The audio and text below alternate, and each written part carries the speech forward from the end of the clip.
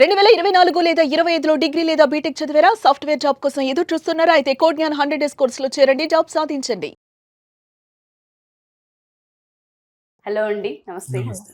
నమస్తే సార్. నమస్తే అండి. So hello Sindhu, first of all hearty congratulations. Thank you. And చిన్న విషయం కాదు అసెంచర్లో జాబ్ క్రాక్ చేయడం అనేది. అండ్ ఒకటి కాదు, ఐ థింక్ 3 జాబ్స్ అనుకుంటా కదా మీరు క్రాక్ చేసింది. ఫస్ట్ నాన్నతో మాట్లాడదాం. నమస్తే అండి. నమస్తే.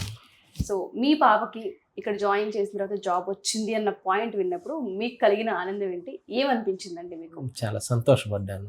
చాలా సంతోషపడ్డారు. ఓకే. సో ఓవరాల్ ఫ్యామిలీ ఏ విధంగా రియాక్ట్ అయ్యారు? చాలా హ్యాపీగా ఫీల్ అయ్యాం మొత్తం. Okay. మొత్తం ఓకే. పాప B Tech degree background? B Tech. B Tech. So 4 years అక్కడ చదివిన తర్వాత క్యాంపస్లో వస్తుందేమో అని ఎదురు చూస్తూ ఉంటాం కదా. అక్కడ రానప్పుడు కోడినెల్లో జాయిన్ అయిన తర్వాత అది బిలీవ్ చేస్తారా? అట్లీస్ట్ ఇక్కడన్నా వస్తుందని బిలీవ్ చేస్తారా? చేశాను. మీరు జాయిన్ చేసినప్పుడు కోడినెల్ మీకేం ప్రామిస్ చేసిందండి అసలు? కోడ్ జ్ఞాన్ నేను సెర్చ్ చేసి చూసుకున్నాను ఫేస్బుక్లో సాయిరామ్ గారి వీడియోలు చూసి. కాలేజీ గుంటూరు నిరూలా కాలేజీలో మా అమ్మాయిని చేర్చాము.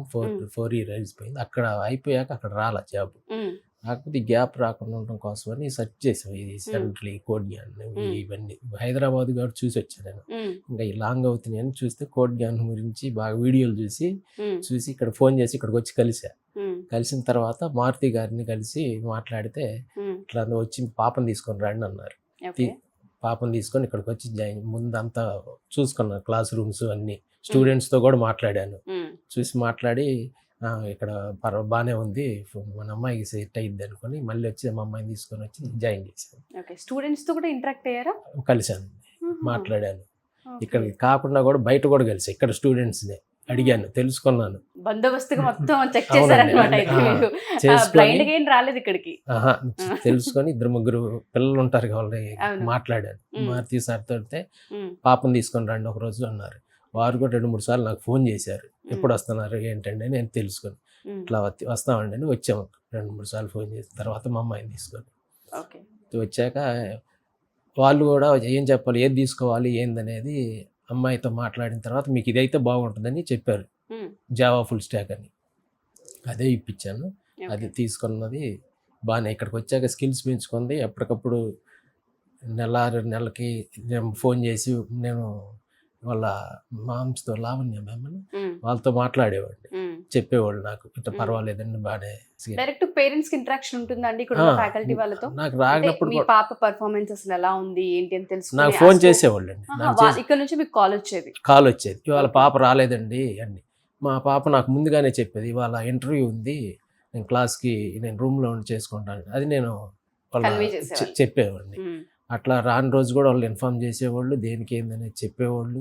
మన ఇంట్లో కుటుంబ సభ్యులాగా మా అమ్మాయిని కూడా ట్రీట్ చేశారు వాళ్ళు కూడా. ఇంకా నాకు ఇంకా ఏదంటే బాగా తృప్తి చెందాను ఇక్కడ.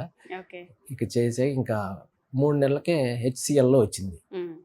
అప్పుడు కోర్స్ అయిపోవాలా, ఇంకా పూర్తి కోర్స్ అయ్యేది మళ్ళీ మధ్యలో ఆగిపోవటం ఎందుకంటే అయ్యేటప్పుడు దాకుండి అప్పుడు ఉంటాను నాన్న అంది.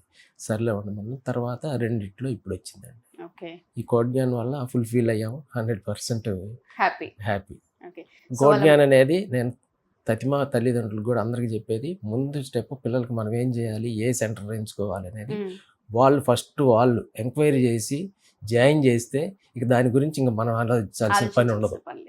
వాళ్ళ రూట్లో వాళ్ళు వెళ్తారు, ఆ కోర్స్ అయిపోయాక జాబ్ కొడతారు. సో చాలా సందర్భాల్లో వీడియోస్ కోడ్ జ్ఞాన్ అనేది బ్రాండ్. అది నాకు ఇక్కడికి వచ్చి కోడ్ జ్ఞాన్ అనుకున్నా మొన్నటి దాకా. మా అమ్మాయి జాబ్ కొట్టాక ఇది ఒక బ్రాండ్ గా అర్థమైపోయింది నాకు. మొన్నదాకా ఓన్లీ కోడ్ జ్ఞాన్ అనుకున్నాను, కొట్టాక 2-3 జాబులు ఇది బ్రాండ్, కోడ్ జ్ఞాన్ కాదు కోడ్ జ్ఞాన్ బ్రాండ్ అని అర్థమైంది.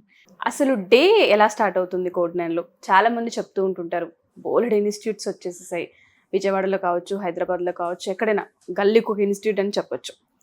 మీరు స్టూడెంట్గా చూసినవి చాలా ఉంటుంటాయి, మీ ఫ్రెండ్స్తో తిరుగుతూ ఉంటుంటారు, చూస్తుంటుంటారు. ఇక్కడ మీరు ఏ స్ట్రక్చర్ చూసారు, ఏ స్ట్రాటజీ ఇక్కడ ఉంటుంది అసలు? యాక్చువల్లీ మార్నింగ్ మాకు ఆఫ్టర్నూన్ 1:30 నుంచి 6 వరకు క్లాసెస్ ఉంటాయి. ప్రతి 1 అవర్కి 1 సబ్జెక్ట్ ఉంటుంది. మార్నింగ్ అంతా ఆ రోజు నేర్చుకుందంతా నెక్స్ట్ డే మార్నింగ్, ఆ రోజు ఈవినింగ్ కొంచెం ప్రాక్టీస్ అయ్యి నెక్స్ట్ డే మార్నింగ్ కూడా ప్రాక్టీస్ సెషన్స్ ఉంటాయి. ప్రాక్టీస్ సెషన్స్లో మ్యామ్స్ ఉంటారు, మనకి ఏమైనా డౌట్స్ ఉంటే క్లియర్ చేస్తారు. అండ్ ఎన్నిసార్లు అయినా కానీ పేషెన్సీగా చెప్తారు. మెంటార్స్ కూడా ఒక ఫ్రెండ్లీ వేలో టీచ్ చేస్తారు. నార్మల్ గా టీచింగ్ అంటే మనం ఎంత ఫ్రెండ్లీ వేగా చేస్తేనే కదా టీచింగ్ కూడా మాకు కూడా కొంచెం అర్థం అయ్యేది. ఇంకా తర్వాత ఈవినింగ్ ఏమో క్లాసెస్ అయిపోయినాక ఆ క్లాసెస్ మీద ఎగ్జామ్స్ ఉంటాయి. డైలీ ఉంటుందా? డైలీ ఎగ్జామ్స్ ఉంటాయి. ఇన్ కేస్ ఏదైనా ఇష్యూ వల్ల ఎగ్జామ్ అటెండ్ అవ్వలేదా నెక్స్ట్ డే కాల్ చేస్తారు, ఎందుకు ఈ రోజు అటెండ్ అవ్వలేదు మీరు ఎగ్జామ్ అని. ఇలా రీజన్స్ అడిగి మా దగ్గర అంత కేర్ తీసుకొని ఎక్కడ ఉండదు.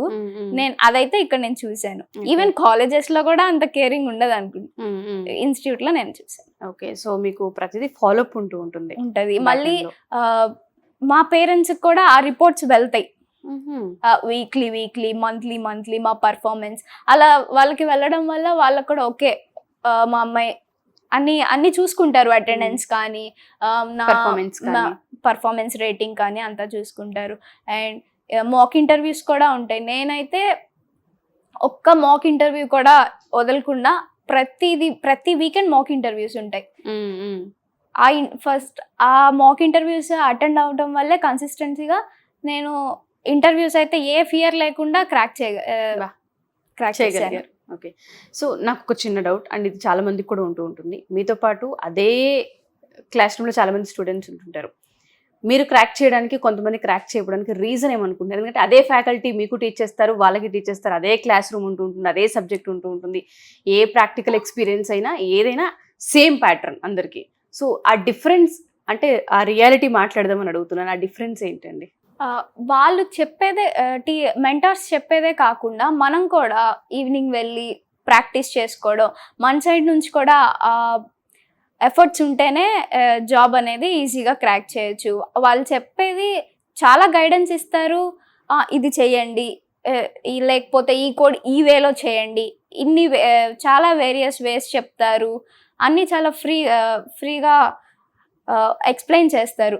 వాళ్ళు చెప్పేదే కాకుండా మనం కూడా ఎఫర్ట్స్ పెట్టాలి. ఓకే, జస్ట్ బ్లంట్గా మాత్రం కూర్చోకూడదు.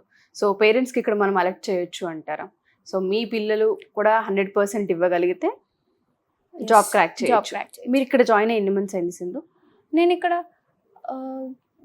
జూలైలో జాయిన్ అయ్యాను. జాన్కి నా కోర్స్ అయిపోయింది, ఇంకా మార్చ్కి నాకు జాబ్ ఇస్తుంది. ఓకే, సో కన్సిస్టెన్సీ అండ్ దాంతోపాటు ఫోకస్, ఈ రెండే మీకు బలమయ్యాయని చెప్పొచ్చా? అండ్ మేము ప్రతి ఇంటర్వ్యూలో కూడా అసలు జాబ్స్ ఎలా ఇస్తారు అన్నప్పుడు మాతో సాయిరామ్ గారు చెప్పేది ఏంటంటే 43rd డే ఎప్పుడైతే కంప్లీట్ అవుతూ ఉంటుందో అక్కడ నుంచి వీళ్ళకి డ్రైవ్ స్టార్ట్ అవుతాయని చెప్తున్నారు. అది నిజమేనా? అది మీరు ఎక్స్పీరియన్స్ చేశారు? నేను నా కోర్స్ స్టార్టింగ్ అప్పుడే ఒక 2-3 వీక్స్ తర్వాత నుంచే మాకు పోర్టల్లో జాబ్స్ పడేవి. అప్పటికి నాకు అంటే ఆ కోర్స్ మీద అప్పుడే జాయిన్ అయ్యాను కదా, ఆ కోర్స్ మీద ఆ సబ్జెక్ట్ మీద అంత నాలెడ్జ్ లేకుండా ఉండడం వల్ల నేను అప్లై చేయలేదు. వితిన్ 1 monthలో ఏం రాదు కదా. సో ఒక 2-3 months తర్వాత నేను అప్లై చేయడం స్టార్ట్ చేశాను. 2nd month నుంచి ఆగస్ట్లో నాకు డ్రైవ్ వచ్చింది ఇక్కడ హెచ్సిఎల్లో, అటెండ్ అయ్యాను. దాని రిజల్ట్ నాకు వెంటనే వచ్చింది. నవంబర్ కల్లా నాకు హెచ్సిఎల్లో జాబ్ వచ్చింది. బట్ నేను ఇంకా నా కోర్సు ఉంది కాబట్టి ఇంకా 6 months నాది అవ్వలేదు. అంటే నాకు ఏదైనా ఫుల్ఫిల్గా చేయడం ఇష్టం, మిడిల్లో వదిలేసి వెళ్ళిపోవడం దేనికని చెప్పి. సో ఇంకా ఆపర్చునిటీ నాకేంటంటే అక్కడ అయ్యో జాబ్ పోతుంది నేను వదిలేసుకుంటున్నానే అనే బాధ లేదు. ఇంకా ఉన్నాయి పోర్టల్లో మాకు ఆపర్చునిటీస్ చాలా ఉన్నాయి, ఎందుకు పోగొట్టుకోవడం అనే బాధ అయితే నాకు లేదు. వేరే వస్తే నేను క్రాక్ చేస్తాను. స్టూడెంట్ అలా మాట్లాడడం. అండ్ సాయిరామ్ గారు, సింధుని అడిగిన క్వశ్చన్ మిమ్మల్ని అడుగుతున్నాను. ఇంతమంది స్టూడెంట్స్ ఉన్నారు, అందులో కొంతమంది జాబ్స్ క్రాక్ చేస్తున్నారు, కొంతమంది ఇయర్స్ అయిపోతూ ఉన్నాయి. ఎక్కడ అది డ్రాబ్యాక్ అంటారు? పేరెంట్స్ని మనం ఏం పేరెంట్స్ చాలా మంది అదే అంటారు, మా అబ్బాయికి రాలేదు ఇంకా అన్న పాయింట్ కూడా ఉంటుందండి. సో అక్కడ మనం ఏం చెప్పొచ్చు? సో కోడ్నాన్ నుంచి మేము ఏ లెవెల్లో అయితే ఎఫర్ట్స్ పెట్టి క్వాలిటీ ఆఫ్ ట్రైనింగ్ కానీ నెంబర్ ఆఫ్ కంపెనీస్ కానీ తీసుకొచ్చి వాళ్ళకి ప్రొవైడ్ చేస్తాము, అదే లెవెల్లో అట్నుంచి స్టూడెంట్ నుంచి కూడా అదే టైప్ ఆఫ్ ప్రాక్టీస్. ఇప్పుడు మనకి తను చెప్పింది ఆఫ్టర్నూన్ 1:30 నుంచి ఈవినింగ్ 6 దాకా క్లాసెస్ ఉంటాయి, మార్నింగ్ సెషన్లో ప్రాక్టీస్ ఉంటుంది అని. ఆ ప్రాక్టీస్కి క్లాస్ రూమ్లో 50 members ఉంటే హార్డ్లీ 10 members వస్తారండి. సో అందరూ వచ్చి ప్రాక్టీస్ చేస్తే చెప్పిన దాన్ని ఇంకా ఎక్కువ ఎఫర్ట్స్ పెట్టి నేర్చుకొని ఎక్కువ ఎగ్జాంపుల్స్ సాల్వ్ చేస్తే ఆబ్వియస్గా వాళ్ళు జాబ్ క్రాక్. ఎందుకంటే ఆపర్చునిటీస్ అందరికి సేమ్ ఇస్తున్నాము, క్వాలిటీ ఆఫ్ ట్రైనింగ్ అందరికీ సేమ్ ఇస్తున్నాము, అందరు స్టూడెంట్స్ ఒకేలాగా ఉండరు అని చెప్పి మళ్ళీ ప్రాక్టీస్ సెషన్స్ పెట్టాము. వాళ్ళకి మల్టిపుల్ టైమ్స్ రివైజ్ చేయడానికి 1-on-1 చెప్తారు ప్రాక్టీస్ సెషన్స్ లో. సో వీటన్నిటిని ప్రాపర్ గా ఎవరైతే యూటిలైజ్ చేసుకుంటారో వాళ్ళకి ఖచ్చితంగా జాబ్ వస్తుంది. ఓకే. బయట చాలా మంది ఆపర్చునిటీస్ లేక టాలెంట్ ఉండి ఆపర్చునిటీస్ లేక ఇబ్బంది పడుతున్నారు. ఇక్కడ మనము టాలెంట్ రావటం కోసం అప్ స్కిల్ చేస్తున్నాము, ఆపర్చునిటీస్ ఇస్తున్నాము, కానీ దాన్ని చాలా మంది స్టూడెంట్స్ లైట్ తీసుకుంటారు. ఫీజు పే చేసాం కదా వస్తుందిలే జాబ్ అన్న పాయింట్ లో ఉంటారు అనమాట. ఫీజు పే చేస్తే జాబ్ రాదు. ఎఫర్ట్స్ పెట్టి మనం ఇంకా ఎంత ప్రాక్టీస్ చేసాము అన్న దాని మీద డిపెండ్ అయ్యాం. Exactly true sir.